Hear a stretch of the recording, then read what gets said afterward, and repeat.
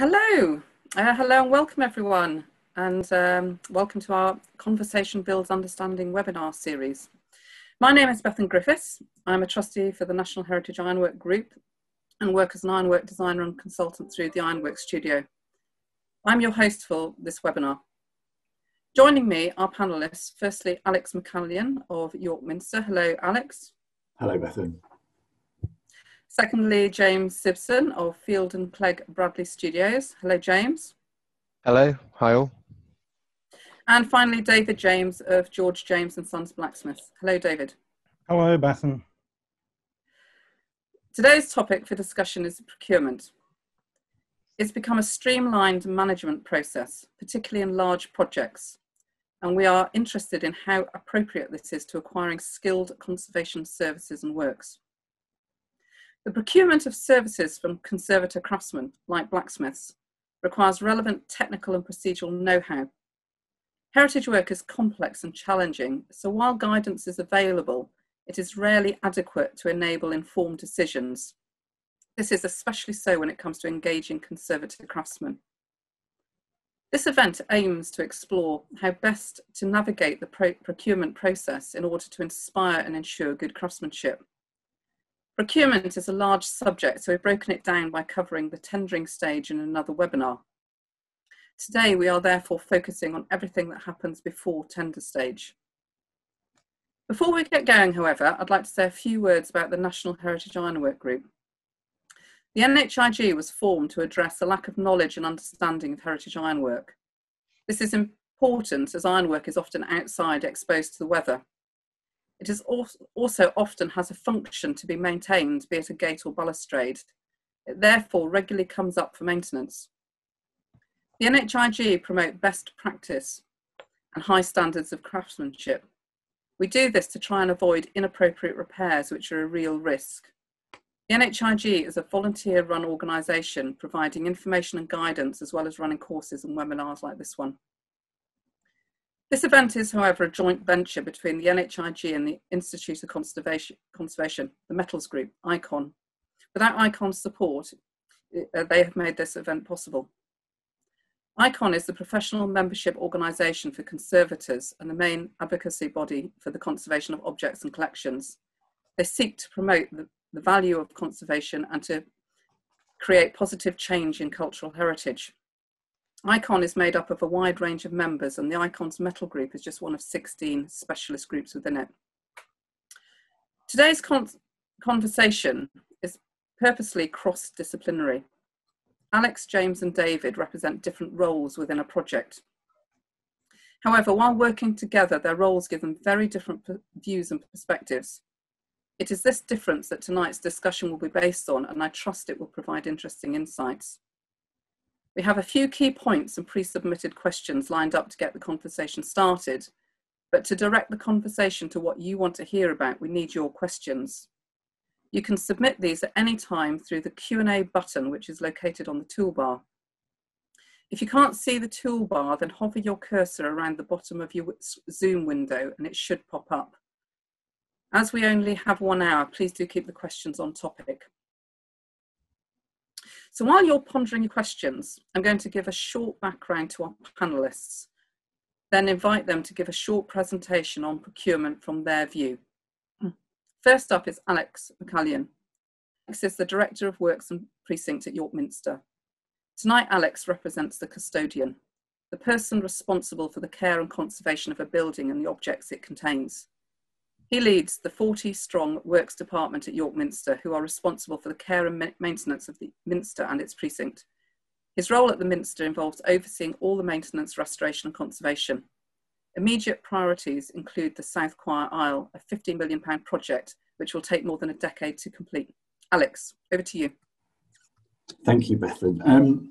As Bethan mentioned, I'm responsible for the team who care for York Minster and its precinct. The Minster sits in a 6-hectare estate with 53 properties, all of which are listed. 3 of them are Grade 1 listed, and the whole estate is scheduled. So it's a pretty complex area of York city centre. Of the 42 Anglican cathedrals in England, we are one of only 9 who have a dedicated works department. And in York, we have a dedicated team of masons, plumbers, electricians, joiners, scaffolders, and heritage builders whose job it is to maintain the estate and lead on the restoration of the cathedral. For major specialist projects, we buy in support which can range from architectural design to the fabrication of iron railings and lamps. For projects over £250,000, we'll run a pre-qualification questionnaire inviting expressions of interest from companies. Now, this is a very helpful process as it allows us to identify a short list of companies to tender who meet certain criteria such as a proven track record and company solvency. For smaller tenders, for example, the creation of new wrought iron lanterns, I tend to go directly to companies I've worked with previously and who I know and trust. And I suppose this can be said of many owners of heritage assets. And as they'll all know, for a listed building, the permissions process can make any changes to a building to be a long and tedious process. And for a cathedral, the process is even more onerous and protracted, quite rightly.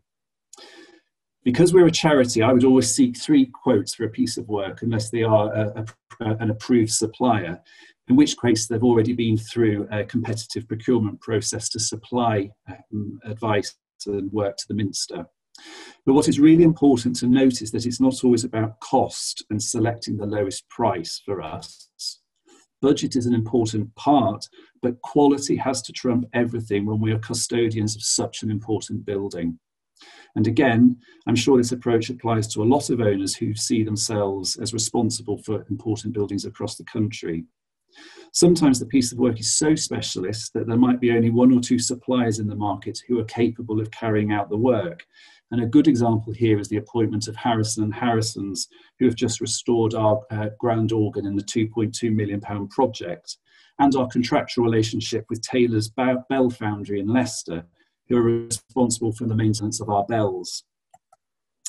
On occasion, when I need specific advice or a piece of work, for example, the conservation report on a statue, I will use my network to get recommendation of people to approach. This is the same when I'm running a design competition for commissioning the new sound system. I'll use my network to get a list of recommended companies and then go out and invite them to tender. It's a tried and tested approach, and it's worked for me throughout my career. But I can't emphasize enough the importance of building a strong network regardless of the field that you're in. Thank you, Bethan. Thank you, Alex. Next up is James Simpson. James is an architect with conservation accreditation at Field and Clegg Bradley Studios. He's worked with historic buildings for the past 17 years. His work typically entails the assessment and repair of listed buildings as part of broader schemes for development and reuse. His work with iron has ranged from the restoration of the Victorian glasshouse at Stanley Park to the appraisal and investigation of ironwork at Shrewsbury Flax Mill. He has sought to ensure that large projects with a heritage component recognise the importance of maintaining craft skills by embedding heritage at the core of the design and delivery process. Over to you, James. Hi everyone, I'll bring a presentation up.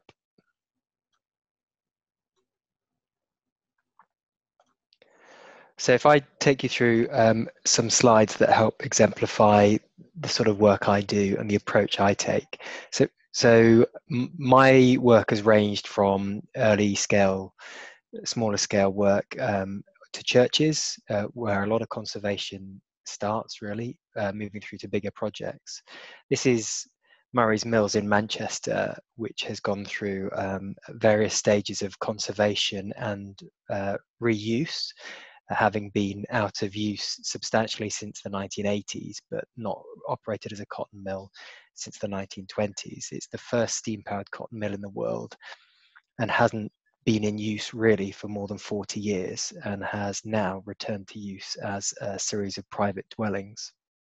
I worked as a project architect and in the role as a conservation architect in managing the historic fabric and working out how to prioritize change and the use of skills in addressing and restoring and repairing fabric within the building. But on a smaller and more specific scale, I also get involved in projects like this, which is in Oldham. It's the former town hall, which is an interesting building that has also been subject to large-scale renovation. I was brought in as a specialist to identify where other skills were needed, but also to determine specific repair requirements in key areas in the fabric. And also Stanley Park, which was a project much earlier in my career in Liverpool, where this glass house had been built in the late 1800s and was in a dire state of repair. It was one of only a few buildings in the park, and the ambition was to return it to use, which looked like this. That was with Ura Conservation, who some of you might recall, who were ironwork specialists, and they were brought in after the contract was let, so there wasn't so much engagement on specialism at that stage, because the practice involved that I used to work for carried out a lot of the assessment and the work with the iron before. And then more recently, Shrewsbury Flax Mill, which has got a long history at Field and Clegg. We've been working on this building for more than 10 years. It's the world's first iron frame building. And we have partnered with specialists to better understand the fabric in this. When I say partnered, we've worked with them at all levels in the last 10 years to investigate the fabric, to explore repair opportunities, and to better understand repair needs. And that's informed the development of specifications and taken us through to the development of work on site and the reappraisal of repair scopes, and then carried on through to the conclusion of the restoration of various bits of the fabric from the building. And then on a specific point where we lead on the work, this is the assessment of the gutters, where design for retention was undertaken, and we worked again with Heritage Project Works to explore what was technically feasible in reinstating these gutters so they still had a performance function within the fabric of the building, and some had to be replaced. So this is work post-contract with Bar Grosvenor in Wolverhampton. And that's where we are. Brilliant. Thank you, James. And finally, we have David James. David is a 5th generation blacksmith working from the same forge as his great-great-grandfather at George James and Sons in Northamptonshire. He is the past chairman of the British Artist Blacksmith Association and the NHIG. David's interest in blacksmithing are wide-ranging. However, his focus in recent years has been on the conservation of historic ironwork, which has led him to work on some of the country's finest masterpieces. Over to you, David. Thank you, Bethan. As Bethan says, I've been a blacksmith all of my working life. And in fact, I grew up with it right from a very early stage when I was probably about the same height as an anvil. I remember Dad finding a box for me to stand on so that I could have a go at making staples, which was good fun at the time. We still work in that same forge that, as Bethan said, my great-grandfather built in 1841. And when I first started with my father, he used to wax lyrical about using wrought iron. And for some jobs, he insisted on using it, particularly if it involved fire welding, as he said it was much easier than mild steel. And I tend to agree with him. So what has this all got to do with procurement? Well, from the start of my career, we were involved in conservation and restoration, although the C word wasn't used much then. The work we did was mostly small scale for private individuals or for local authorities, and generally didn't involve too much paperwork.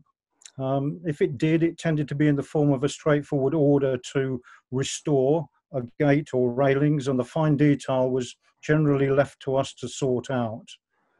I think one of the first jobs I was involved with was the restoration of a rather nice set of 18th century gates and side panels. It was local to us in Northamptonshire, brought to us by another local smith, because he thought that we had the right skills and the capacity to deal with it. How he knew that, I'm not quite sure, except for the fact that he'd known my father for years and knew he would be appreciative of the original work. and would approach it in a conservative way. There was no mention of a JCT contract, just a shake of hands. And we learned on the job, and we're fortunate that people trusted us to do the work. I think that was true with a lot of the early work we did. It was all done through networking or through people we knew. From that point on, the types of contract tended to get bigger, and we found ourselves getting involved and signing contracts, but we had little knowledge of the process. So we took advice from one of our clients who was a QS, and he came over and gave us I suppose it was a contracts for dummies explanation, which was very helpful. The main thing I learned was that the contract is generally fair to both parties, depending on the clauses that are in there. And if you do what you say you're going to do and the other party does the same, then things will generally run smoothly. If things go wrong, then this document is usually a very extremely helpful way of resolving them. Most of the work we get involved with now is either through competitive tendering, and we're usually tendering against people I know very well, or it's through negotiated contract, where we get involved with the work right at an early stage, and we can be pricing and giving advice right at the start of the contract. A lot of these are based around JCT, Constructing Excellence standard form of contract, which is fine. We now understand much more about the system and the process by which the projects are awarded. I think if you're just starting out as a craftsperson, this paperwork side of things can be daunting, and I know it puts off some very skilled people.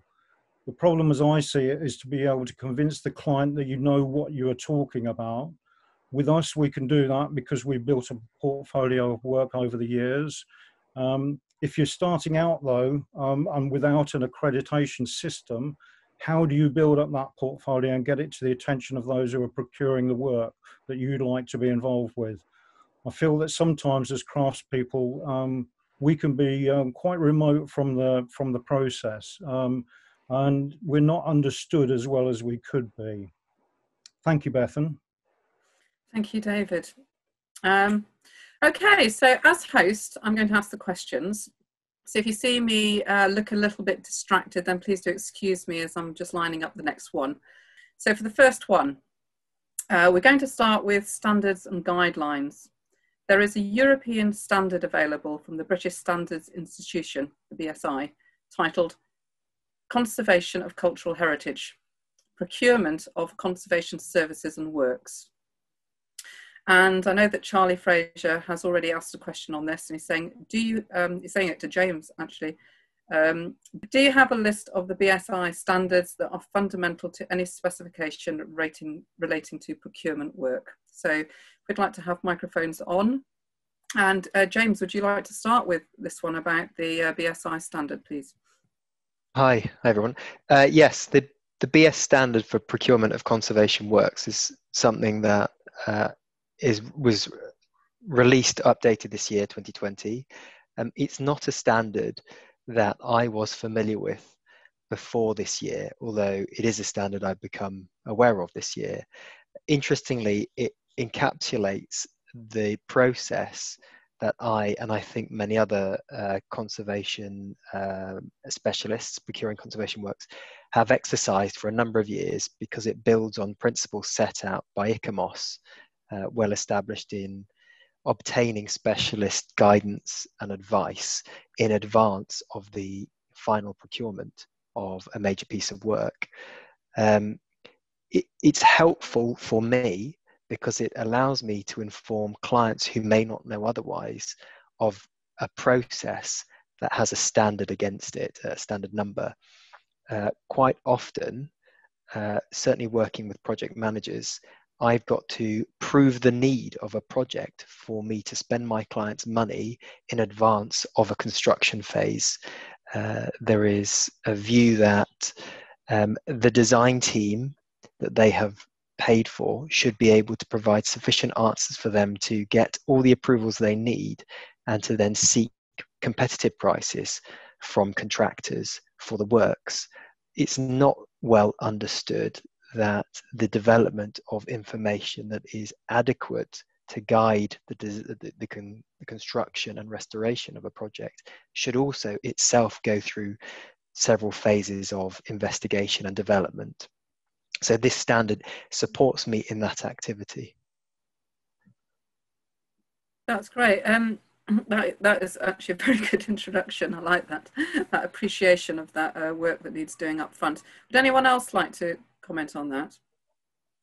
I'd never come across this before until we were preparing for this, and James mentioned it, and then we had a frantic hunt to try and find the correct British standard.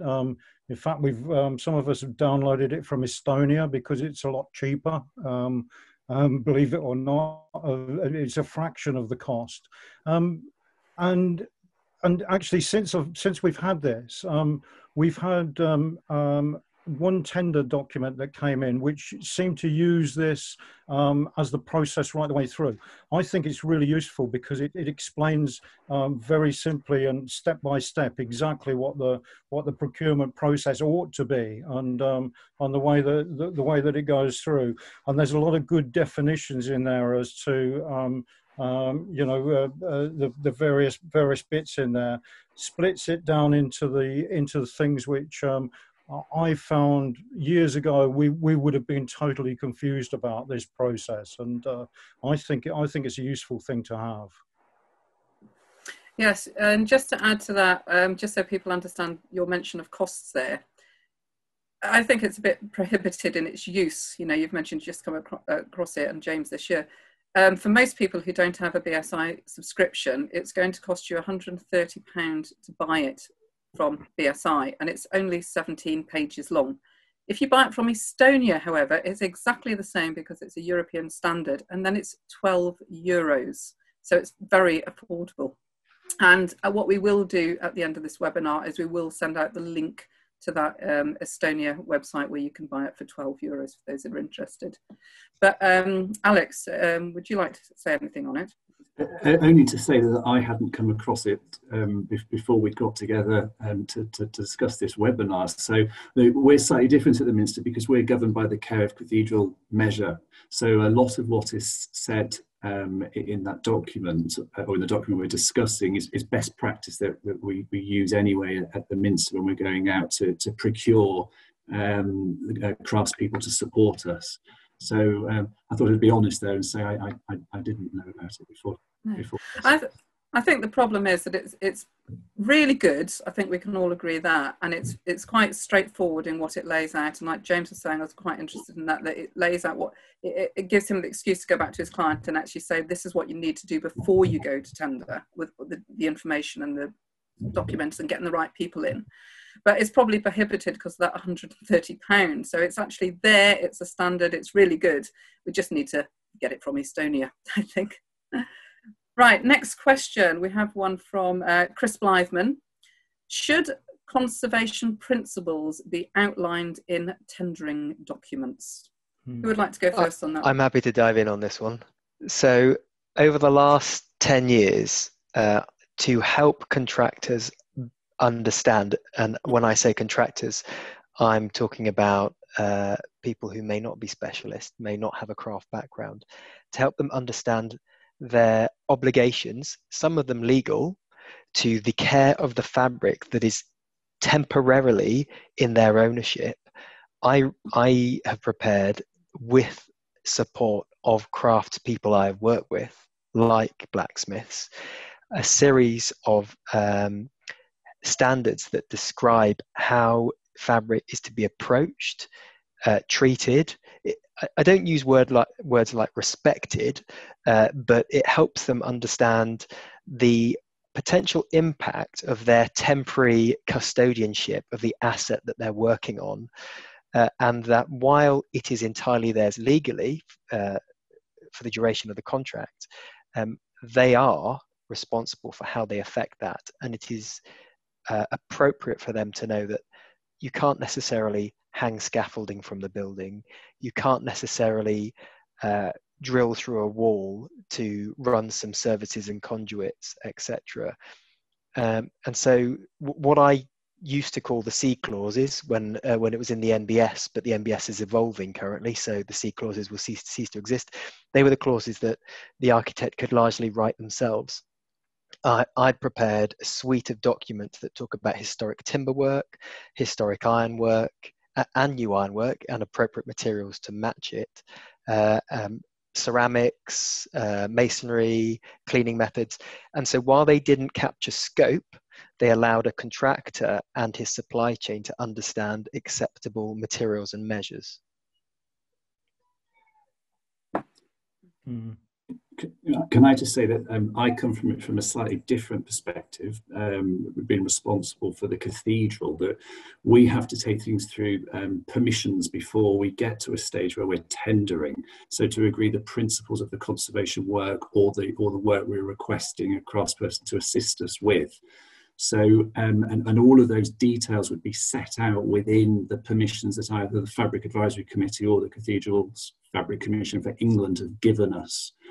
And so that gives us a slight benefit that we're going out to tender with the actual specification and specifics of a project for the majority of the time. Sometimes we'll need to get a specialist on board to discharge particular conditions attached to that permission, but the principles are embodied in the overarching permission.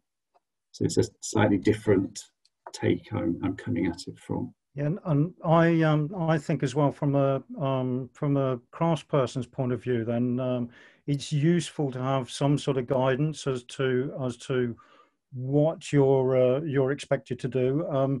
I mean, we've found recently that that quite a lot of inquiries we're getting, we end up with the NHIG conservation principles have been outlined in there, with some clients saying you must adhere to these principles. Well, that's okay. I think generally speaking, they follow the sort of philosophy that we would follow in our approach to work anyway. I'm not sure that I think sometimes it can be a little bit proscriptive, and some of the things that you're involved with, I think, need that little bit of leeway, so that you can not necessarily step outside there, but it's not a bad thing to have some sort of guidance in there at the start. I think if you're involved in something like a negotiated contract, then which is the same sort of thing that Alex is talking about, really, I think, is it's useful then because you're talking with the client and with the architect and with everybody else, and you're finding a way forward, and a general approach to it, and I think that's a useful thing to do. So you've got what's essentially a team approach to it. That makes sense. I think that's a really good point, Dave, because I have issued tenders before and then I've been interviewing people for appointments, and they've said, actually, have you thought about this and doing it that way? And politely saying, I'm using an example of the sound system when we were appointing engineers to install a new system in the Minster. And obviously not being sound specialists ourselves, the tender wasn't quite right, and they were politely advising us what we really needed, and it was really good advice. And the fact they were doing that at the interview stage sort of gave us the confidence to appoint them, that they were quietly challenging the client. Yeah, that's great. Yeah, but it's giving you something to work with, but from all parties' point of view. That's good. I'm going to move on to the next one is about craftsmen. Many people see the key route to ensuring good craftsmanship being to employ a good craftsman, but how do you find a good craftsman? I know you covered a little bit of this in your intro, Alex, but for David, I think we need to rephrase this into how do you promote yourself? But Alex, would you just like to start on this one, on confirming what you do for the York Minster? Yeah, it's a lot of it is based on people's recommendation to me, and as well as my own contacts and my own network, and inviting people to tender for an opportunity. So the thing is, with such a special building, and for any owner of a heritage asset, regardless of how big it is, you need to be confident that you're appointing the right person. So recommendations from people that have had a good experience is, you know, so important. So that's the normal route I would use, Bethan. Yeah.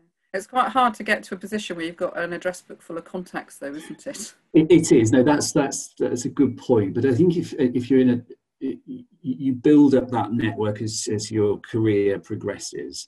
And I mean, people are always happy to give advice if you pick up the phone. So, and the cathedral network's quite close in that sense. But even if you're the owner of a listed building, and I'm sure there's a similar network, even down to just private residential properties.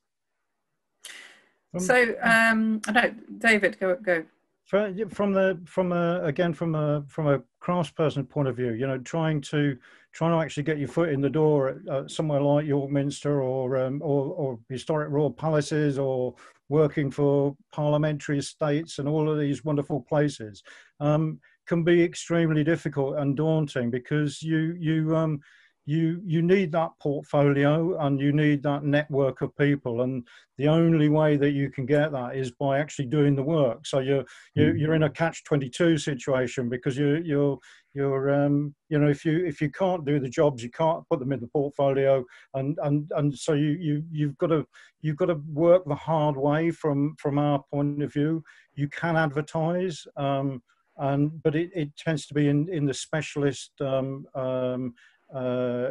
Yeah, there was Conservation Building Directory and one or two others, but again, that doesn't sort of cover you for yeah, you can advertise anything. I can say that I'm a brilliant plasterer and brickworker, and nobody else is going to know any different unless they talk to, either look at my portfolio or talk to the people I've worked with. And I mean, most of our work comes now through networking and through people we know, but we've had occasions where we were invited to tender on one large job because an architect had seen a job we'd done somewhere else and had gone in and asked who'd done it.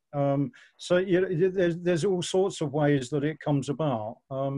Once you've got that network, it's brilliant, because you can then work on that. But getting your foot in the door and knowing how to start is difficult. Very difficult, I'd say. And you're both using networking a lot. So how much does a lack of accreditation within blacksmithing affect this? Because obviously if you've got someone accredited, they've passed a certain, you know, standard, so a customer can go to them. That is tricky, but if you've got a portfolio of work, and if you've got the client base that are repeat customers, then that is such an endorsement. And I think the point I keep making is I'm looking at the previous work and the quality of that work. So, and if that can be, if a proven track record can be presented at this interview, that's the comfort I'm looking for personally. Yeah. So you're looking at that, and you're looking for the recommendations, and you're looking to interview that person. Regarding interviewing people, we do have on the NHIG website, on the resources page, there is a document there called Commissioning a Blacksmith, and that gives you a list of questions for somebody who's new to this, questions that they could go to their blacksmith with and say, you know, ask them that if they're in, for example, your Alex's or James's position on that. So, James, is there anything you'd like to say about how do you find a good craftsman? So the challenge I've got is I almost only get one bite on this. I am required to assemble a package that identifies the scope of works with some provision for variation. And anybody that's spent the last 20 years working with large-scale heritage will know a lot of that can be dictated by the funding stakeholders and methods for covering contingency. Heritage projects need a large volume of contingency, not necessarily because they're full of risk, but because decisions can only be made when everybody's around the table and things are being looked at closely. And so it's money that's already effectively spent. There's an inherent belief in tendering that contingency is the failure to design something. And I've worked with developers that have imagined that an architect can somehow keep working until so many drawings exist and so many specifications have been written that they can have 2% contingency on a project, which is just madness. I advocate a minimum of 20% contingency on all my projects. But when it comes to the skills of the people on site, the reason I need my C clauses that talk about methods is to ensure that I can tie my main contractor, who is not a craftsman, but is probably skilled at coordinating a number of other crafts or subcontractors in the development and restoration of a building, to make sure that they approach the right companies. So having accreditation is fundamentally important for me in protecting my clients' interests and, as far as I'm concerned, protecting the heritage asset and the work that's carried out to it, because I don't have a more powerful tool. Otherwise, it comes down to, and it's not just one conservator or one craftsperson I'll be trying to deal with. It could be 20 or 30, and 20 or 30 interviews or visits to workshops for a single project is just not viable. The thing I enjoy most about the projects I work on is meeting the crafts people, either they're working on site or off site, but getting engaged in their part of the project, because that's where the culture of the project lies. And so the jobs that are difficult for me are for when the main contractor takes the contractual prerogative and makes sure that I have conversations with them, because then you get things that are lost in translation. But if I don't have control over or access to accreditation, I lose a major stick that I have to make sure that my main contractor and his supply chain are fit for purpose for the project. That's really interesting. I think really interesting, and it's actually quite a good line. We are going to do the next webinar after this one in January is actually about accreditation, so that's quite an interesting thought from you, James. Right, next, is anyone else to add, or can I move to the next one? Can I just say, Bethan, that I think the accreditation thing is important, because it brings in a base standard for people, and I know that the farriers found this when the Registration Act came in about shoeing horses, because although you had a lot of the old school who moaned about it, but what it did was it set everybody at a level, and at least if you have that, you've got a base level which you can start from and work from. And at the moment we haven't got anything. We've got a real hodgepodge of qualifications and various things which are all based around NVQ level 3, and there's no qualification for heritage blacksmith in there at the moment. And I can see 10 years ago wasn't the time for this to happen when the NHIG first started, but I can see that the time is coming rapidly when it's going to be needed. Well, we've just heard a very, very good description of what James is looking for in order to help projects go through and cut out cowboys, as I'd call them. And it's very interesting what you said about you just don't have the scope on a large project to interview 20 different craftsmen, because you have to, over all the scope of what you're doing, it isn't just a blacksmith you're interviewing, you've got the stonemason, the joiner, whatever. And yeah, we have quite a few questions stacking up. So on to the next one from Charlie Fraser Fleming. Do you review your qualified suppliers for updates on any changes to their capability and changes within their business that might impact on their already agreed qualification status? So people who you've used before in your network, I think that's referring to. Alex, do you, yes, you review your list?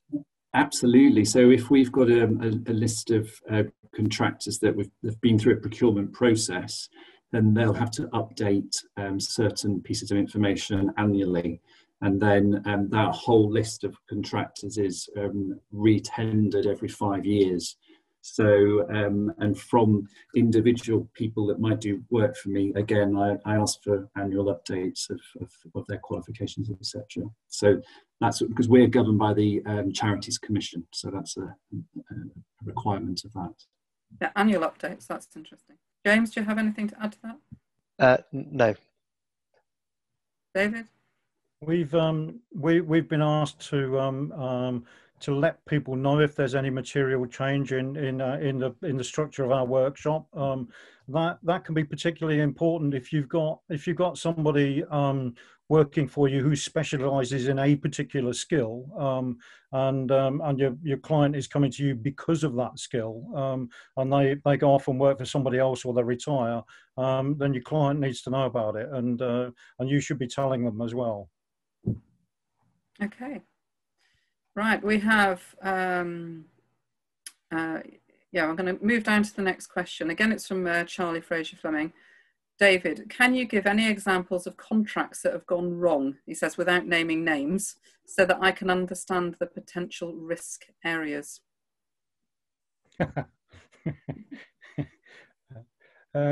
Ones that have gone wrong. It sounds like a bit of the University of Life to me. It is a bit, really, isn't it? Yes, well, I mean, I think there are things that have gone wrong. The biggest problem that we've always had is trusting the main contractor. I think we've had 3 now go bust on us while we've been working on projects, and so that can be difficult, especially if you're in the middle of something and you're not quite sure how things are going to pan out. On one occasion, the client set somebody else in straight away and was very keen to support all of the craftspeople who were involved in the work. So that worked well. On other occasions, we've lost out completely because of that.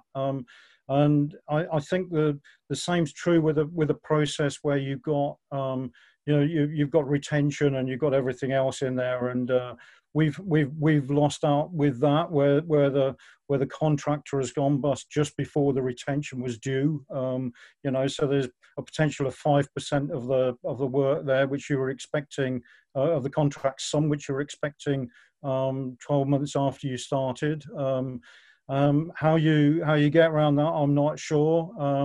So from our point of view, I think we'd prefer to work directly for the client quite often, and cut out that main contractor. It makes life easier, but on some of the big projects, then that's not possible. And I know, if you're involved in a big multi-million-pound project in the centre of London, then no way are you going to be in touch with a client. You're lucky you might be doing it through management companies and all sorts of things. There's a very strange structure with that, and the risks then become much more difficult, and because you don't know quite who to go to if there is a problem. So yeah, it can be difficult. The ones you remember are the ones that go wrong. You forget all the good ones, and there's been lots of those as well. From other perspectives, does it go wrong the other way around for you, Alex or James? Have you had things go wrong that you think you could minimise next time? I mean, touch wood, no, not at the moment, but I have learned lessons from contracts not being absolutely watertight in the past. And I got my fingers burnt on the specification for one of the properties we had restored in the precinct wasn't tight enough, and the contractor really took liberties there. But it wasn't a disaster, but I certainly learned from that. If it had been a much bigger project, it could have been a bit of a disaster for chapter. So I was pleased I learnt my lesson on a little project. Okay, that's interesting, because that actually leads into our next question. But James, do you have anything to add before we move on? Yeah, I'd say this ties right back to our first question. So I have a foot in both camps. I have an obligation to bring a skill set forward that recognises the proper care of fabric. So it may be ironwork, it might be others. In the knowledge that is almost certainly going to be procured through a main contractor, where commercial pressures may expose the supply chain to financial persecution, effectively. So I've worked with subcontractors who I feel professionally close to, and probably emotionally close to with a project, talking about our feelings a bit, because some of these projects don't happen quickly. Sometimes they can take years to deliver, and it could be that the main contractor's only shown up for the party at the end, and the idea that they should then use their heavy boots to extract their profits hurts, and it takes, I don't want to use puerile language, but it sometimes takes grown-ups to be brave enough to engage in the projects, knowing that we might have got them so far.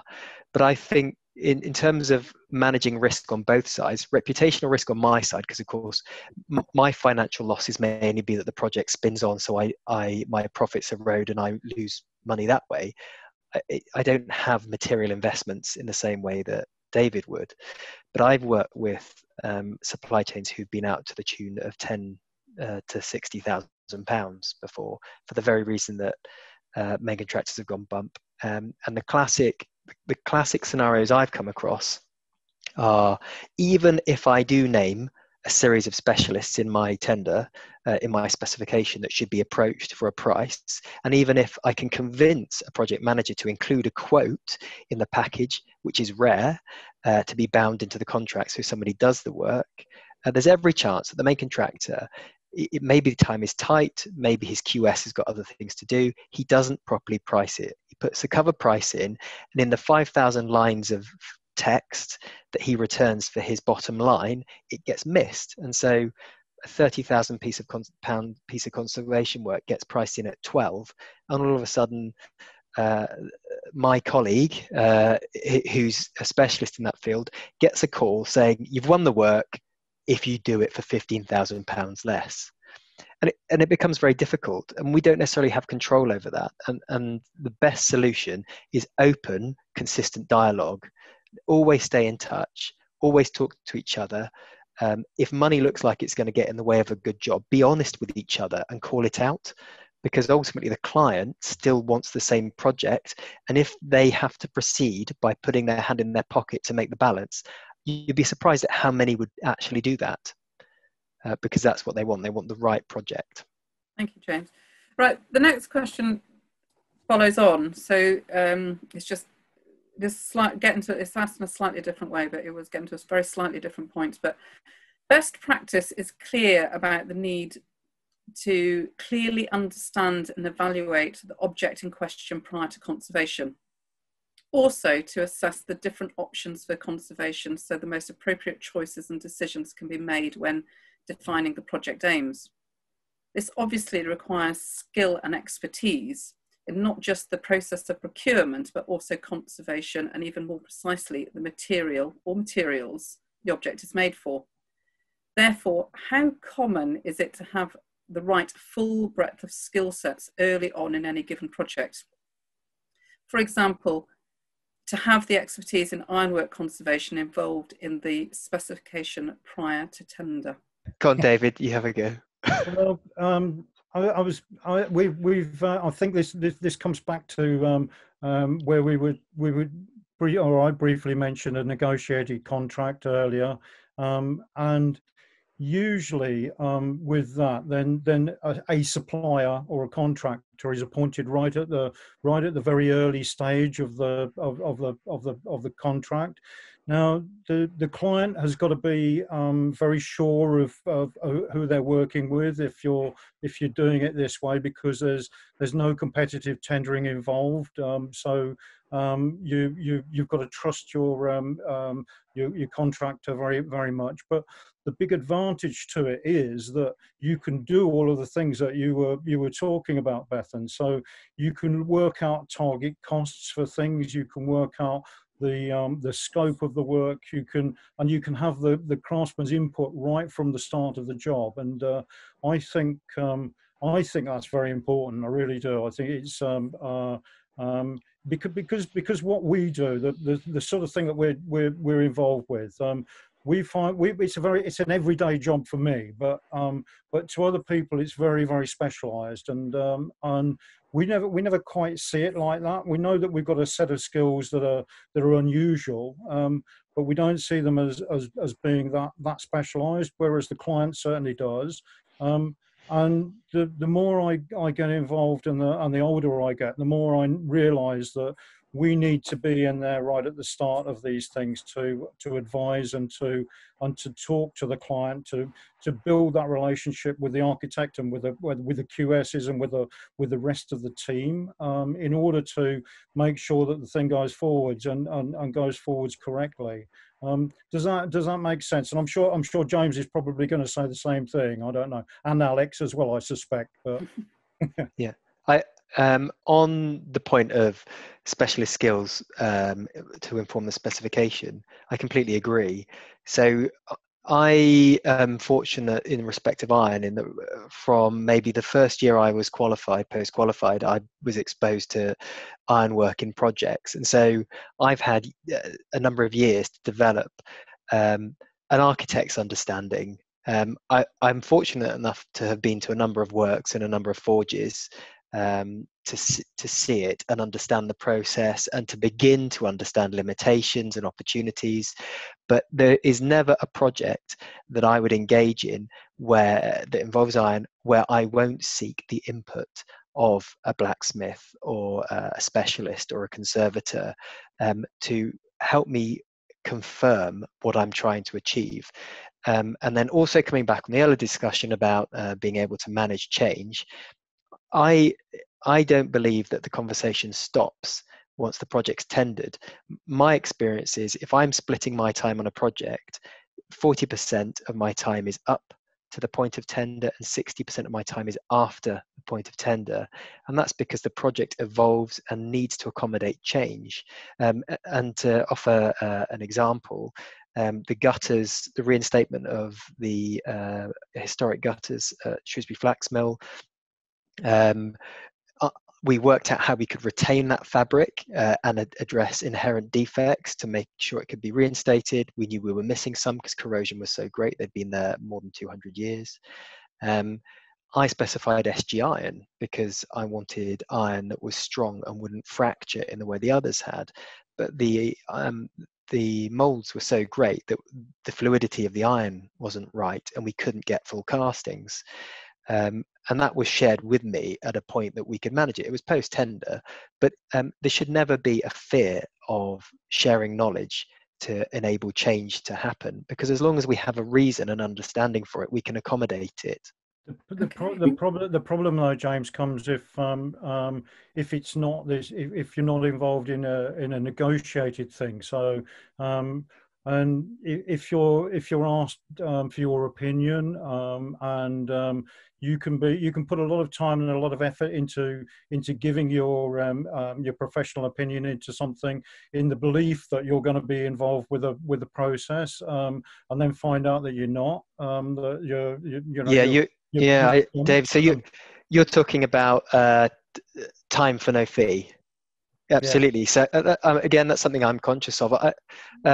Like you, I get asked for my time for no fee. And in fact, not only does it happen before commission, but even today I was talking to a project manager about mitigating some losses on one of my fees. And I looked at the basis of my appointment. And not only was I entitled for all the time I was working, I saw a number of activities that I've spent hours and days doing that were excluded from my scope of service.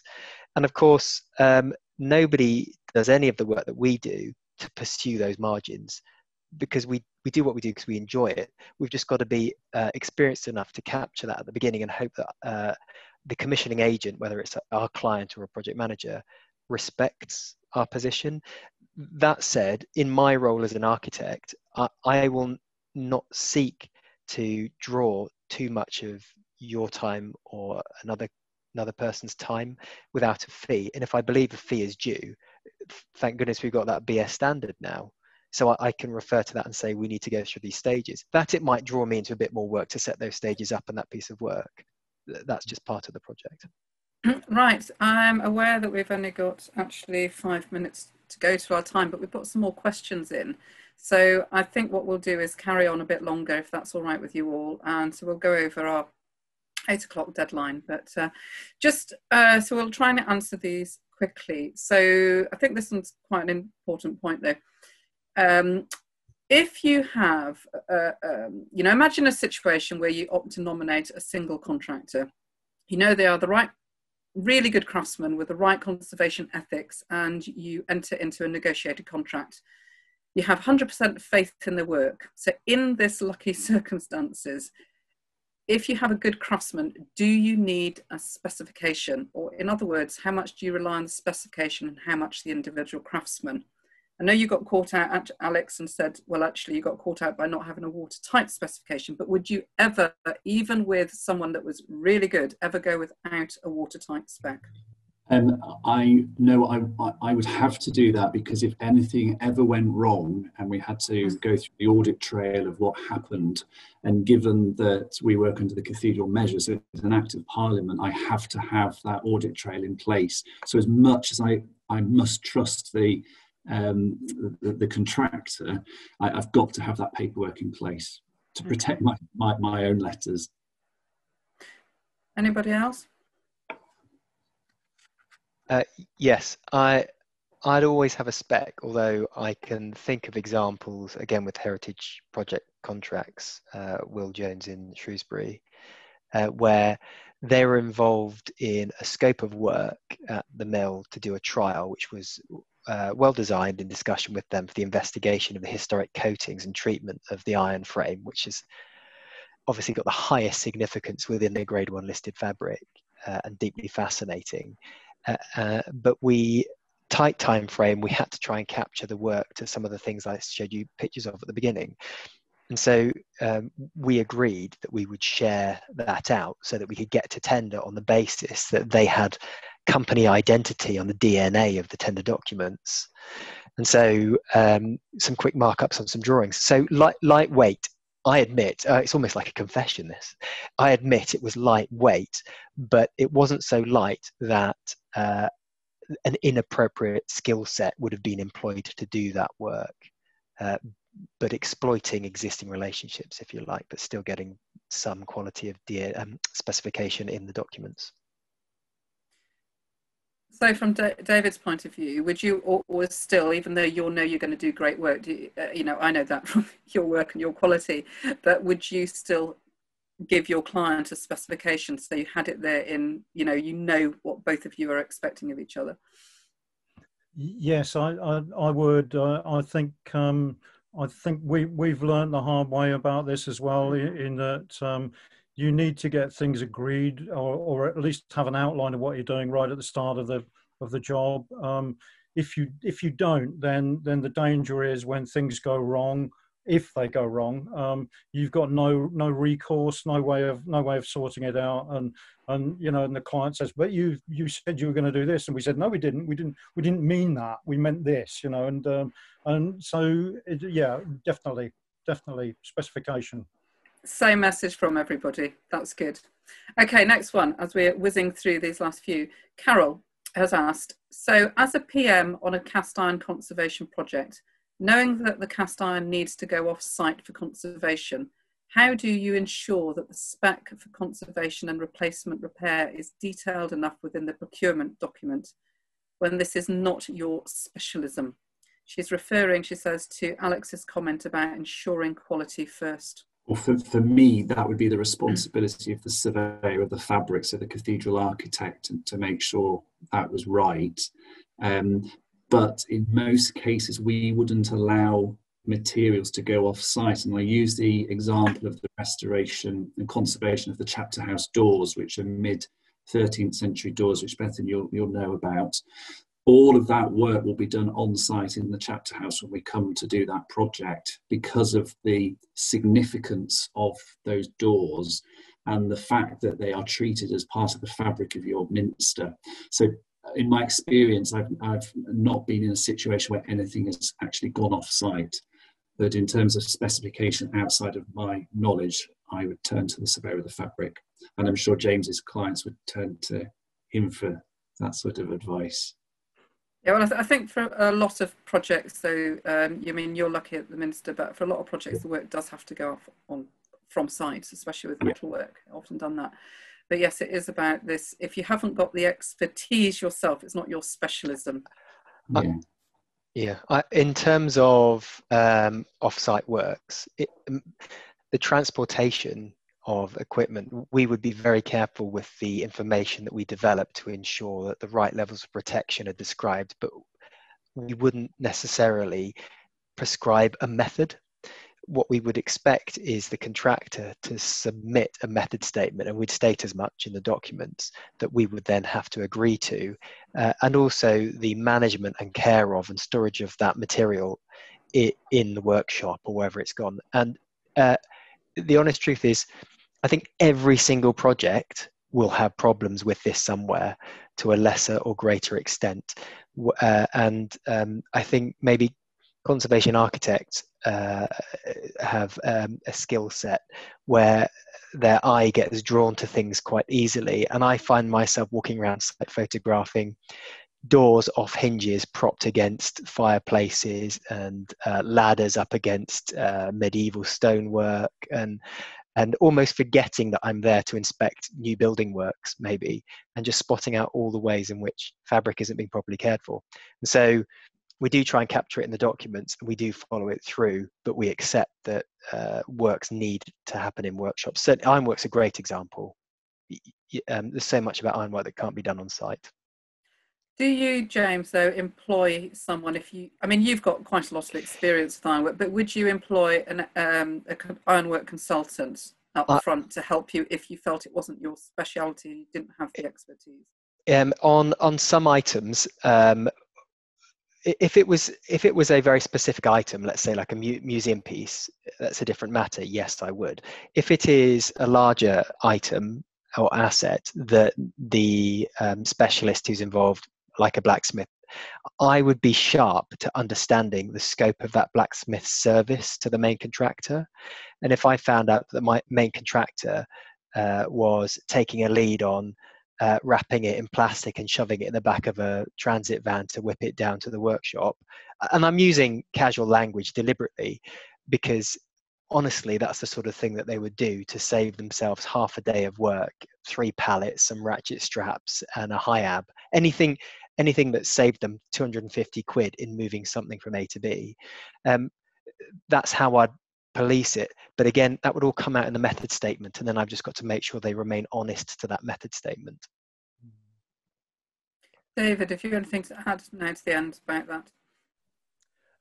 Not really. Only I think I mean a lot of the work that we do, there's some very there's specialised pieces of ironwork that we're working on. You know, quite often they're grade 1 listed in their own right, and I think we approach that with a view to, particularly if it's coming off site, and 9 times out of 10 it does.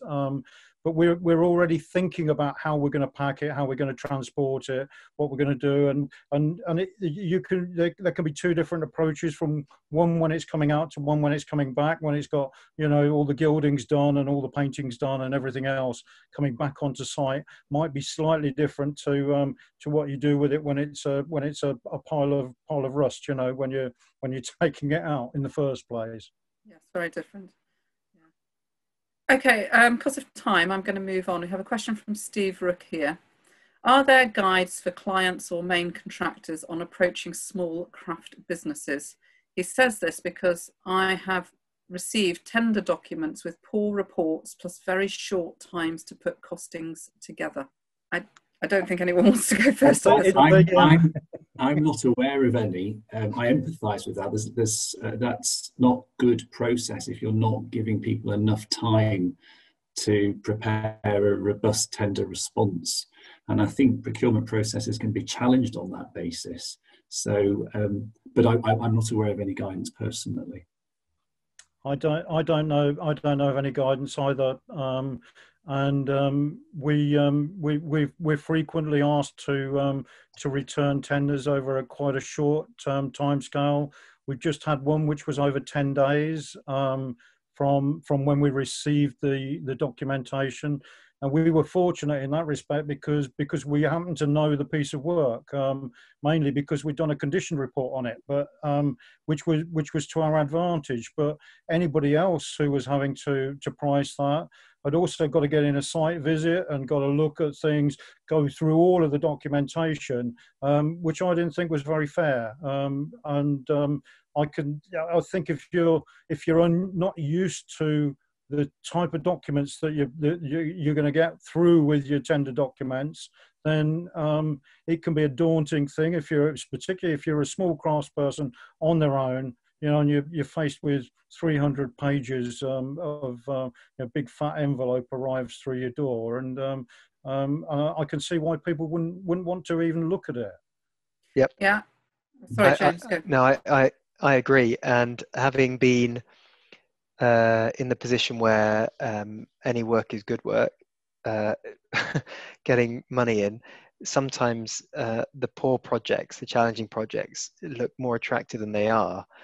There are times when you just have to put them back in the envelope and watch and see what happens on the site and see what comes out of it.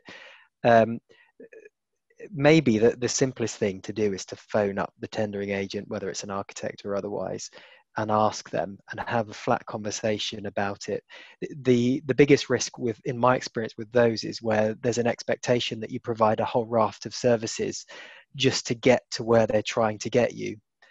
You've got to then assess the building or the fabric or the object. You've got to make proposals to repair it, because all they've done is offer such a broad scope. They haven't properly captured what's required.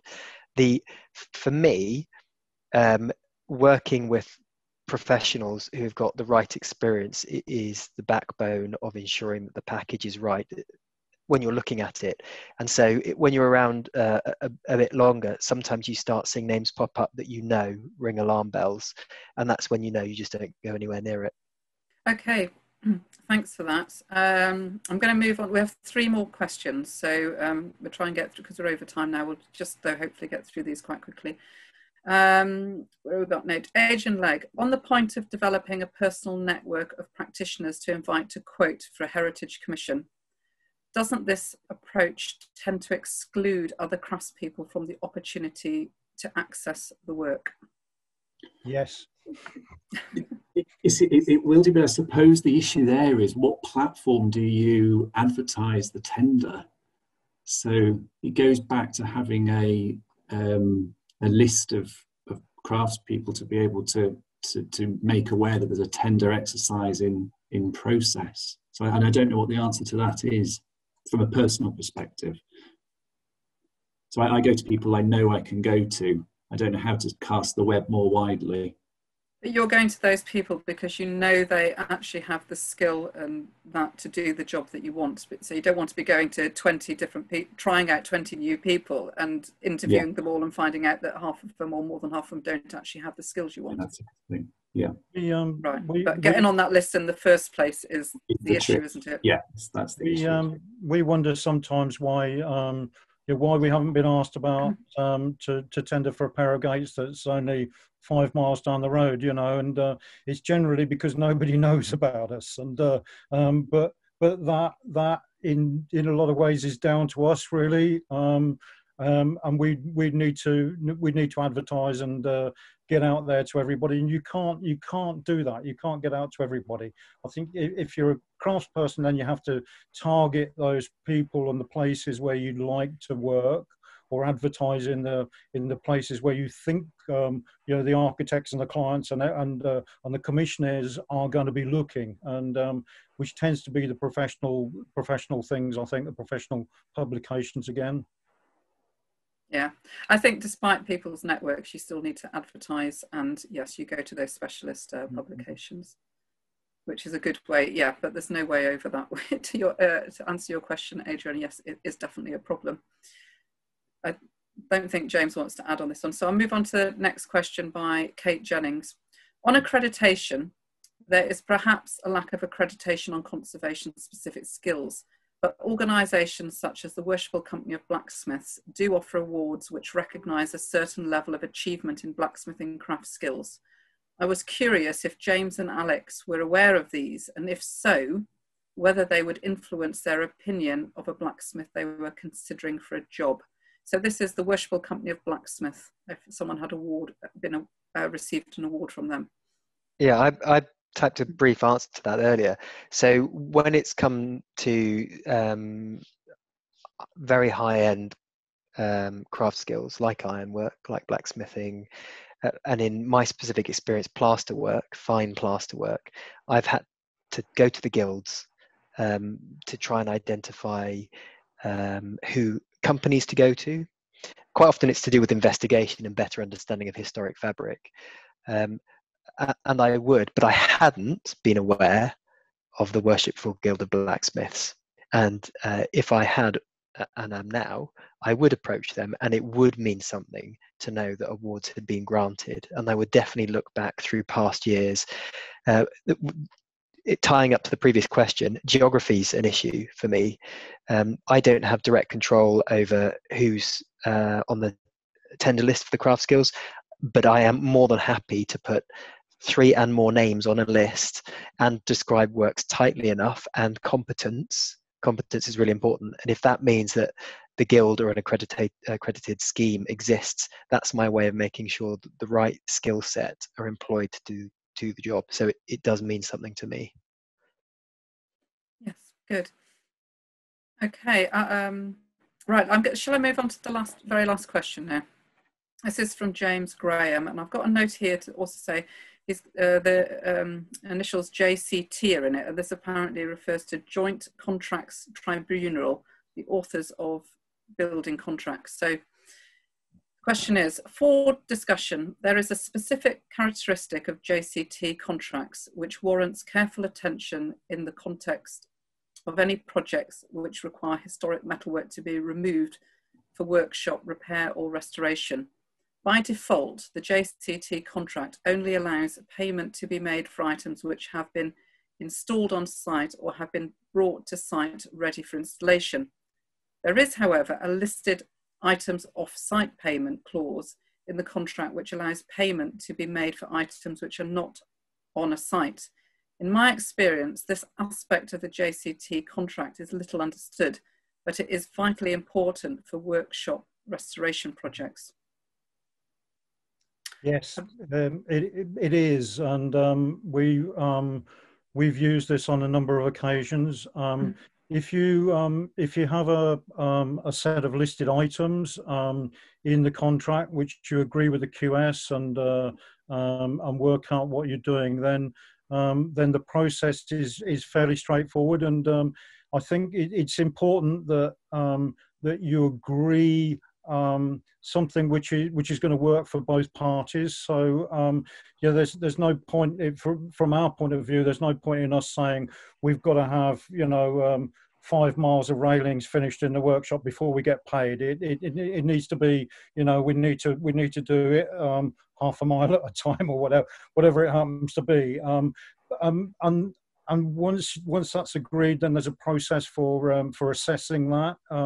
So you can either do it through photographic evidence, or you can do it through the QS visiting. Normally through the QS visiting, or somebody visiting on behalf of the client, so that they can make sure that you're not telling porkies and not trying to pull the wool over their eyes. But it's a good system, and I think it's really important when you're involved with that fairly tight JCT structure, that there has to be a way around it for things like this, for specific things like this.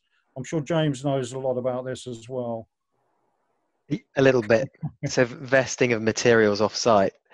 It can be split as well, of course, because if objects are specific, then largely you're not really paying for materials. You could be paying for skills and time. So having a principle agreed at the outset, and again involving the right people. David's right, get the QS to the table, get on a bigger project, get the architect to the table, and make terms at the beginning. I know contracts are not supposed to be the method of delivering a job. They're a tool to support its delivery. And lazy administration is when the contract is used and effectively punishes those engaged in it trying to do the work. Anyone with experience will try and make that contract work hard so that the best project's deliverable. Okay. Have you anything to add, Alex? Well, I haven't, because I haven't got any experience for this from the Minster, because as I say, we tend to do it on site. Yeah, I thought I'd just double check though. Yes. Give you last week. Right, as far as I'm aware, that is the last question. We are slightly over time, but what I'd like to do to close the discussion is to offer you all the opportunity for a closing remark. So if you could suggest one thing as a positive for people to take away from this discussion today, what would it be? Now, David, would you like to go first this time?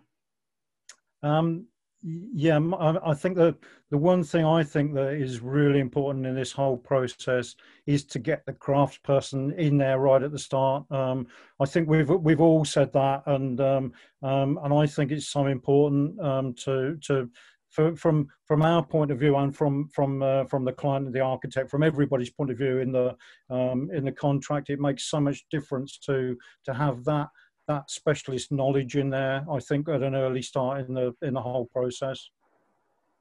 Thank you. James? Building on David's point, it doesn't take a project for us to share knowledge and experience and build a relationship. So architects, get yourselves out there more and into the workshops, and blacksmiths and curators, conservators, please invite us in, especially conservation architects who you're more likely to get more work through. We're really interested. We like getting our hands dirty.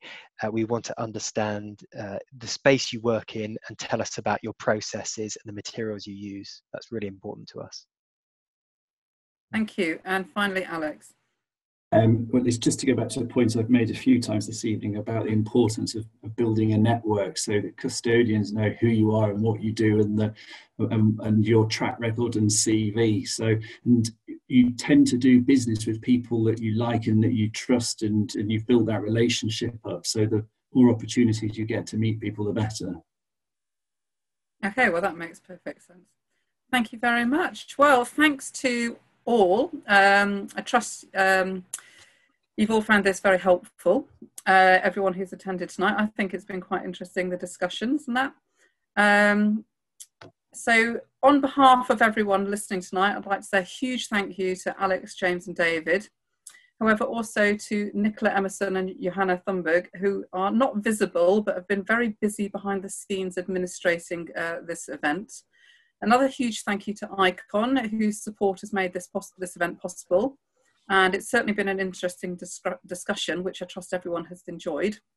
If you want to be on the mailing list, of future NHIG events, then please sign up to our newsletter, which is on the Support Us page of the NIG website. Even better still, if you want to see more events like this, then please do support the NHIG by becoming a member. We have no core funding, so membership is really important to us as a means of funding our work.